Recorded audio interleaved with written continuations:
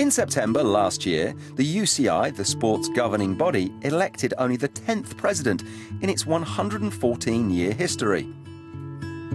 Le résultat, c'est Brian Cookson, 24 élus. It's a huge honour to have been elected president of the UCI, and I would like to thank you for all the trust you have placed in me today. inCycle caught up with the man born and raised in Lancashire, but now based in Egg, Switzerland, to see how he was settling into the role. I think it's important to learn a bit more about French language, to feel a bit more comfortable. It's important to fit in and to be part of the culture. In the 7 months that Brian Cookson has been president, his feet have barely touched the ground. But his 16 years as the head of British cycling has held him in good stead. During Cookson's tenure, Team GB garnered 19 Olympic gold medals and 28 Paralympic gold medals. The thing that I've learned is that, to lead a major national or international organisation, you have to work in partnership with people, you have to develop a consensus approach, a collegiate approach.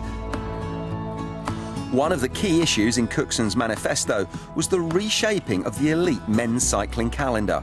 I think it's fair to say that this is very much a work in progress. I think the main heritage of the sport of road racing will always be in Europe. I think we can build onto that and around that in Australia, in Asia, in South America and North America as well. The autocratic nature of previous UCI presidents was a frequently voiced criticism, and one that Cookson intends to silence. I wouldn't say that any of my predecessors had done a bad job necessarily. What I do think is that the world has changed now, and the kind of way in which perhaps international federations were run in the past, I don't think is appropriate in the modern era. People demand much more transparency. The UCI doesn't own cycling, cycling owns the UCI. Cookson has made audience interaction a key part of his day-to-day life, responding directly to public, administrators and riders. What I try to do is to take account of what people are saying on Twitter and other social media and throughout the internet as well, and try and use that intelligence gathering, if I can call it that, to inform, how we try to run the UCI.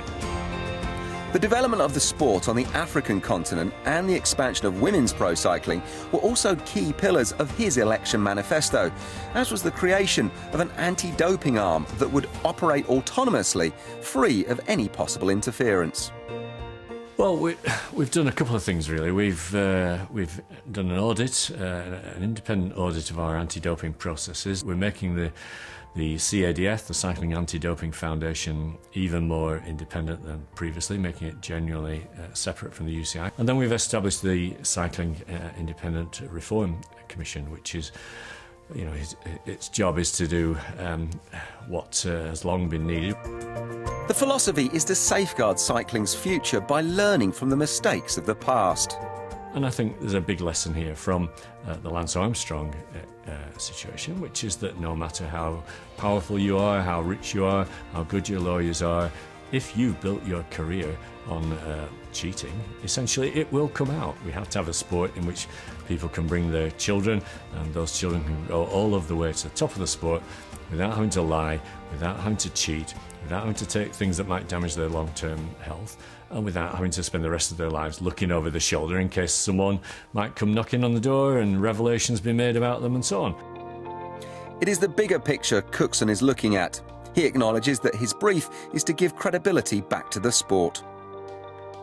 My job is to make sure that we have a sport that has integrity, because if sport doesn't have integrity, it's just theatre or a circus, and frankly I think people deserve better than that and want more from cycling than that. So I think it's important that we do restore the sport's credibility.